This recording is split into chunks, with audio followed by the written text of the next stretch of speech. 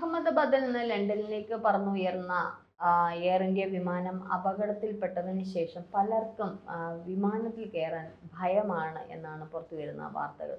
കാരണം പ്രത്യേകിച്ച് എയർ ഇന്ത്യയുടെ വിമാനത്തിൽ, കാരണം അതിനുശേഷം പല തകരാറുകളും പല പ്രശ്നങ്ങളും കാരണം തിരിച്ചിറക്കേണ്ടുന്ന സാഹചര്യം ഉണ്ടായി. അതിനുശേഷം ഒരു ഹെലികോപ്റ്റർ അപകടമുണ്ടായി. അപ്പോൾ ഇതിനൊക്കെ ശേഷം പ്രത്യേകിച്ച് ഇന്ത്യയിൽ നിന്ന് പോകുന്നവർക്കൊക്കെ ചെറിയ ഭയം ഉണ്ടാകുന്നു എന്നുള്ളൊരു സ്വാഭാവികമാണ്. ഒരു അപകടം ഉണ്ടാകുമ്പോൾ പിന്നീട് നമുക്ക് ആ വാഹനത്തിൽ അത്തരത്തിലുള്ള വാഹനങ്ങളിൽ യാത്ര ചെയ്യും, പ്രത്യേകിച്ച് വിമാനം പോലുള്ള വാഹനത്തിൽ യാത്ര ചെയ്യുമ്പം ഭയമാണ്. അത് എല്ലാവരുടെയും ഉള്ളിലുണ്ട്. കാരണം ഇപ്പം കരയിലൂടെ പോകുന്ന വാഹനങ്ങളാണെങ്കിൽ എവിടെയെങ്കിലുമൊക്കെ ഇടിച്ച് നിന്ന് മിച്ചമെങ്കിലും കാണും. മാത്രമല്ല ഈ പറഞ്ഞോണം വെള്ളത്തിലൂടെ ഒക്കെ പോകുന്നതാണെങ്കിലും ഇത്തരത്തിൽ എന്തെങ്കിലുമൊക്കെ ഒരു മാർഗം നമുക്ക് കണ്ടെത്താൻ പറ്റും. പക്ഷേ ഈ ആകാശത്തൂടെ പോകുന്നത് അപകടങ്ങൾ കുറവാണെങ്കിലും മൈന്യൂട്ടായിട്ടുള്ള അപകടങ്ങളാണ് വരുന്നതെങ്കിൽ വന്നു കഴിഞ്ഞാൽ വളരെ ഭീകരമായിട്ടുള്ള അവസ്ഥയാണ് ആ ഒരു അപകടം എന്ന് പറയാം. അതുകൊണ്ട് തന്നെ അത് ജനങ്ങൾക്കറിയാം. അതുകൊണ്ടായിരിക്കും ആൾക്കാർ ഇത്രത്തോളം ഭയപ്പെടുന്നത്. സ്വാഭാവികമായിട്ട് ആദ്യമൊക്കെ ഫ്ലൈറ്റിൽ പോകുന്നവരുടെ എക്സ്പീരിയൻസ് ചിലവർക്കൊക്കെ ഭയങ്കര ഭയമാണെന്നൊക്കെ പറഞ്ഞു കേട്ടിട്ടുണ്ട്. ആദ്യത്തെ തവണ ഞാൻ ഇത്തരത്തിൽ പോയപ്പോൾ എനിക്ക് ചെറിയൊരു ഭയം തോന്നിയിരുന്നു. ഒരു അരമണിക്കൂർ 1 മണിക്കൂറൊക്കെ കഴിഞ്ഞ് പിന്നെ അതുമായിട്ട് ഞാൻ സിങ്ക് ആവുകയാണ് ചെയ്തത്.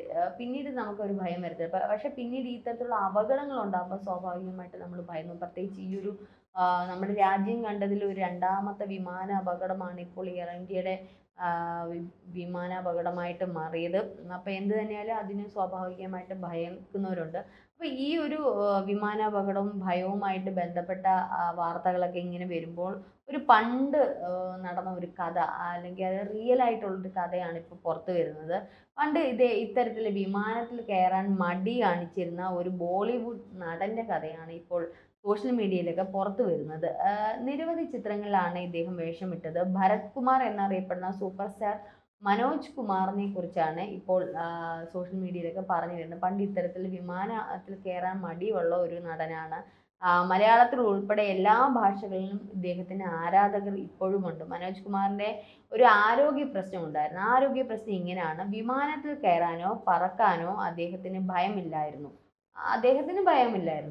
എന്നാൽ വിമാനം ലാൻഡ് ചെയ്താലുടൻ മനോജ് കുമാറിന് കടുത്ത പനിയും മുഖത്ത് കഴുത്തിനും ചുവന്ന് തടിച്ച് കുരുക്കളും പാടുകളും ഒക്കെ ഉണ്ടാവുമായിരുന്നു. അപ്പം ഇത് അദ്ദേഹത്തിന് വിമാനത്തിൽ കയറാനോ പറക്കാനോ ഒന്നും പേടിയില്ല. പക്ഷെ അദ്ദേഹം വിമാനത്തിൽ കയറി കഴിഞ്ഞാൽ അത് ലാൻഡിങ് ചെയ്ത് കഴിഞ്ഞാൽ ഇദ്ദേഹത്തിൻ്റെ മുഖം നിറച്ചും തടിച്ച് കുരുക്കളൊക്കെ വന്ന് ചുവന്ന പാടുകളൊക്കെ വന്ന് അദ്ദേഹത്തിന് പനിയൊക്കെ വന്ന് അബോധാവസ്ഥയിലേക്ക് പോകുന്ന ഒരു അവസ്ഥയിലേക്ക് അദ്ദേഹത്തിനെ കൊണ്ടുവന്നെത്തിക്കും.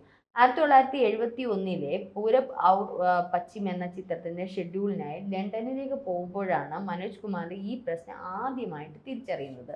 1971, അതായത് ലണ്ടനിൽ വിമാനം ഇറങ്ങിയ ഉടനെ മനോജിനെ ആശുപത്രിയിൽ പ്രവേശിക്കുകയായിരുന്നു ചെയ്തത്. ഈ ഒരു ഇതൊക്കെ കണ്ടു കഴിഞ്ഞപ്പോഴത്തേക്കും മുഖത്തും കഴുത്തിലുമുള്ള കുരുക്കൾ വന്നതോടെ സിനിമാ ചിത്രീകരണത്തിന് വളരെയധികം പിന്നീട് ബുദ്ധിമുട്ട്. ആശുപത്രിയിൽ പ്രവേശിച്ചെങ്കിലും വലിയ പ്രശ്നങ്ങളൊന്നും അദ്ദേഹത്തിന് വന്നില്ല. സിനിമാ ചിത്രീകരണം തുടരുക തന്നെ ചെയ്തു. പക്ഷെ ആ സിനിമയിലെ രഘുപതി രാഘവ രാജാറാം എന്ന പ്രശസ്ത ഗാനത്തിൽ അദ്ദേഹം കുറേയൊക്കെ മുഖമൊക്കെ മറച്ചു വെച്ച് ക്യാമറയിൽ നിന്ന് ഈ കഴുത്തൊക്കെ മറച്ചു വെച്ചാണ് അദ്ദേഹം കൂടുതൽ അഭിനയിച്ചത്. ഒരുപക്ഷെ ആ പാട്ടെടുത്ത് നോക്കുന്നവർക്ക് മനസ്സിലാവും.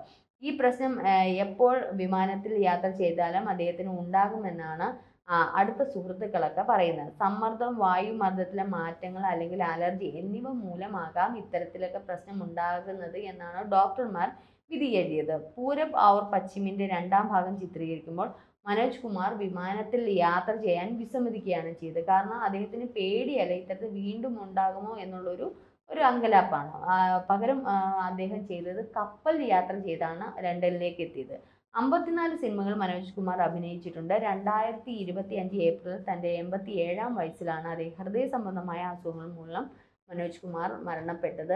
അപ്പോൾ ഇത് ഞാൻ ഈ ഒരു കഥ ഇപ്പോൾ സോഷ്യൽ മീഡിയയിലൊക്കെ വ്യാപിച്ചുകൊണ്ടിരിക്കുകയാണ്. ഒരു പക്ഷേ അദ്ദേഹത്തിന് ഈ പറഞ്ഞതുപോലെ എന്തെങ്കിലും അലർജി, ഈ വായു സമ്മർദ്ദം കാരണം സ്കിന്നിനും അല്ലെങ്കിൽ ബോഡിക്കും ഉണ്ടാവുന്ന പ്രഷറൊക്കെ കാരണം ഉണ്ടാകുന്ന അലർജി ആയിരിക്കാം ഇത്തരത്തിലുള്ള അദ്ദേഹത്തിന് സ്കിൻ ഡിസീസ് അല്ലെങ്കിൽ സ്കിൻ പ്രോബ്ലം ഉണ്ടായതും കടുത്ത പനിയൊക്കെ പോയതും ഒക്കെ ആയത്. അപ്പോൾ ഇത്തരത്തിൽ ഇനി ഇതുപോലെ ആർക്കെങ്കിലും ഉണ്ടായിട്ടുണ്ടോ എന്നുള്ളത് നമുക്കറിയില്ല.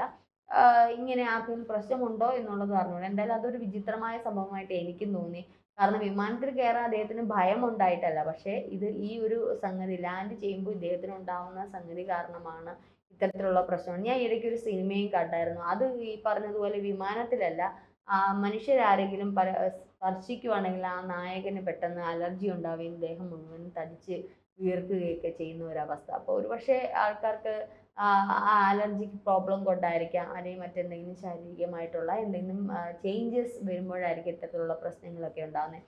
എന്ത് തന്നെയായാലും അഹമ്മദാബാദ് അപകടം മൂലം ഈ ഒരു കഥ പുറത്തു വന്നത്. പക്ഷേ ഈ ഒരു അപകടത്തിന് ശേഷം പലർക്കും പേടി, പ്രത്യേകിച്ച് എയർ ഇന്ത്യ കയറാൻ എല്ലാവർക്കും പേടിയാണ്.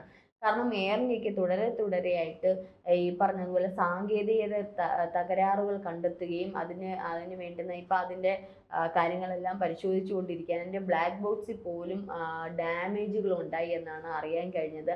അതെങ്ങനെ ഡാമേജ് ഉണ്ടായി എന്നുള്ള വിവരങ്ങളൊന്നും പുറത്തു വരുന്നില്ല. കാരണം ബ്ലാക്ക് ബോക്സ് ഒരിക്കലും അത്രത്തോളം ഡാമേജ് ഉണ്ടാവില്ല. കാരണം ഫ്ലൈറ്റ് അപകടം ഉണ്ടായിക്കഴിഞ്ഞാൽ നമുക്ക് പരിശോധനയിൽ അവസാനം നമുക്ക് കിട്ടുന്ന ഒരേ ഒരു സംഗതി ബ്ലാക്ക് ബോക്സ് ആണ്. അപ്പോൾ അതിന് എന്താണ് സംഭവിച്ചത്, എന്താണ് ഇതിനകത്ത് വല്ല കൃത്രിമം വല്ല നടത്തിയിട്ടുണ്ടോ, അതുപോലെ തന്നെ എന്തെങ്കിലും മറ്റേ ആരെങ്കിലും ഇതിൻ്റെ പിന്നിലുണ്ടോ എന്നൊക്കെയുള്ള പരിശോധനയിലാണ് NIA ഉൾപ്പെടെയാണ് നമ്മുടെ എയർ ഇന്ത്യയുടെ ഈ ഒരു വിമാനാപകടവുമായി ബന്ധപ്പെട്ട പരിശോധന നടത്തുന്നത്. കാരണം ആ ഇടയ്ക്ക് കുറേ കോളുകൾ പാകിസ്ഥാനിലേക്ക് പോയിരുന്നു. മാത്രമല്ല ഇതിൽ വിശ്വാസ് എന്ന് പറയുന്ന ഒരു വ്യക്തി, വിശ്വാസ് രമേശ് എന്ന് പറയുന്ന ഒരു വ്യക്തി മാത്രമാണ് ഇതിൽ നിന്ന് രക്ഷപ്പെട്ടത്. അതൊക്കെ വളരെ കൂളായിട്ട് നമ്മൾ കണ്ടതാണ്. അദ്ദേഹത്തിന് വലിയ പരിക്കുകളൊന്നും ഇല്ലാണ്ടാണ് രക്ഷ. അദ്ദേഹത്തിനെ പോലും ചോദ്യം ചെയ്യുന്ന അവസ്ഥയിലേക്ക് എത്തി.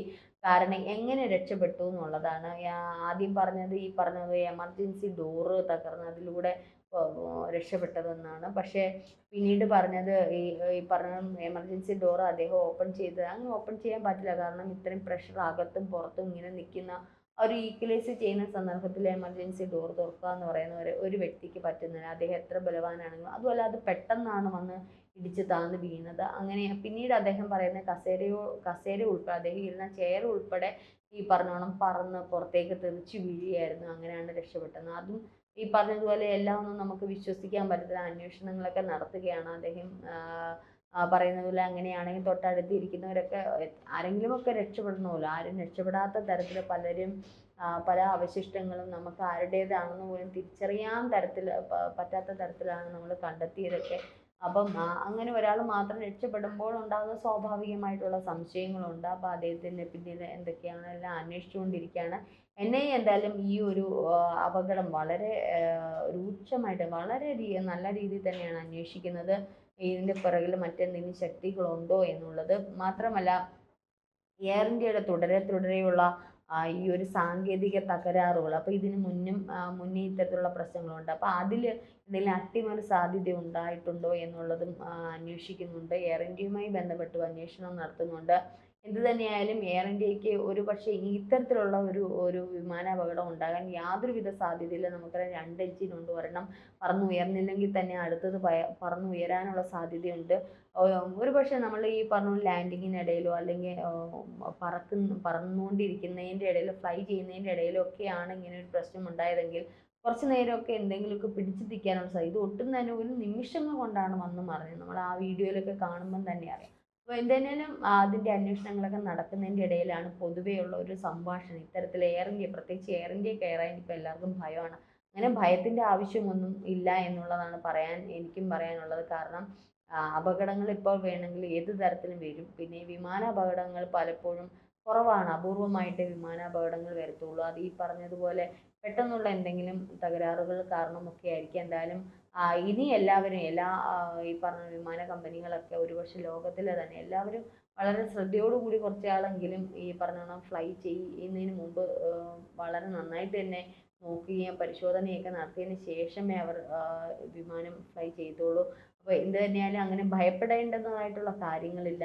എയർ ഇന്ത്യയെ വിശ്വസിക്കാം. കാരണം എയർ ഇന്ത്യ എന്നും നമ്മുടെ രാജ്യത്തിന് മാത്രമല്ല പുറം രാജ്യങ്ങൾക്കാർക്കും എക്കണോമിക് പരമായി വളരെ സാമ്പത്തികപരമായിട്ട് നമുക്ക് ഈ പറഞ്ഞോണം നല്ല രീതിയിൽ യാത്ര ചെയ്യാൻ പറ്റുന്ന നല്ലൊരു വിമാനം തന്നെയാണ് എയർ ഇന്ത്യ എന്ന് പറയുന്ന കമ്പനി വിമാനങ്ങൾ. അപ്പോൾ എന്തായാലും വിശ്വസിക്കാം. വിശ്വസിച്ച് തന്നെ മുമ്പോട്ട് പോകാം. ഇത്തരത്തിൽ ആർക്കെങ്കിലും അലർജികൾ ഇങ്ങനെ വിമാനം ലാൻഡ് ചെയ്യുമ്പോഴോ അല്ലെങ്കിൽ മറ്റേതെങ്കിലും തരത്തിലുള്ള വിചിത്രമായിട്ടുള്ള ഈ അലർജി പ്രതിഭാസങ്ങളൊക്കെ ഉണ്ടെങ്കിൽ പ്രേക്ഷകരെ അറിയിക്കുക. കാരണം ഇതൊക്കെ ഒരു അറിവാണല്ലോ. അറിവ് നേടുന്നതാണല്ലോ ഏറ്റവും നല്ലത്. അപ്പോൾ ഇത്തരത്തിൽ എന്തായാലും ഈ ഒരു നടനെ പോലെ അങ്ങനെ അലർജി ഉള്ളവരുണ്ടോ എന്നുള്ളത് നമുക്കറിയില്ല.